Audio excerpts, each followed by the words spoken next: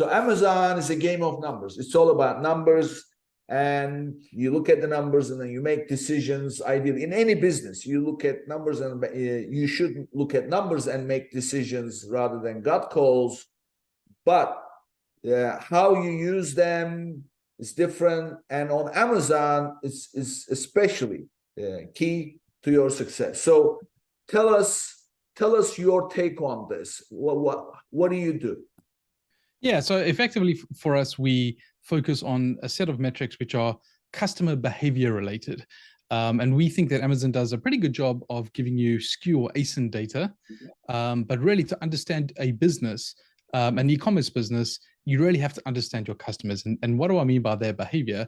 It's more about how often they come back, how often they're buying, are they buying the same products again, how long does it take between all these orders, all those sort of things, because that's what helps you build a brand. And it's your most valuable assets as a brand, right? Or those diehard customers, those coming back again and again, are your most valuable asset as an e-commerce brand.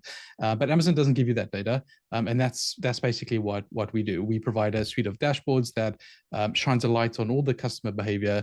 What does the data look like, and what decisions should you be taking to improve your business?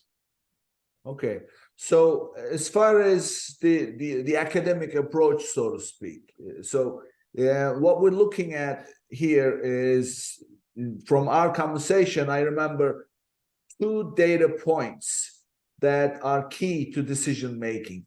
Can you share with us what those data points are? And then also share just briefly, because we're going to dig into this, that how you get that information, how you calculate it.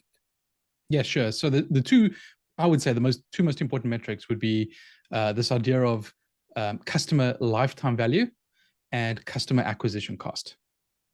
So how do you calculate the customer lifetime value? Yeah, so I guess first sort of a definition of it is, how profitable is an average customer over time, right? And we're talking about profitable here, not average sales per customer, which is useful, but not the most useful.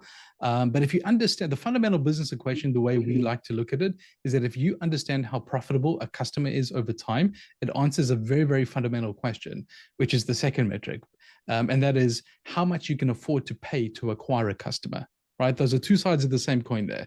If you know that an average customer is worth, $50 to you after 3 months and $70 after 6 months, that means you can now afford to pay $50 to acquire someone if you want to break even in that 6-month period or whatever it is. And so looking at those two things in tandem, we think is a very fundamental business equation that ultimately gets overlooked by a lot of Amazon sellers. Clearly, you need to sell products that lend themselves to repeat orders, right? If you're selling very high price furniture, sure, you might wait 10 years before the next order comes, so it's not going to be all that useful. But certainly if you're in certain categories, some very big categories and competitive ones like pets and health and beauty and food and drink and supplements, household cleaning liquids, anything like that, where there's naturally going to be more than one order, you would think, this should become quite a fundamental metric that you should optimize for over time.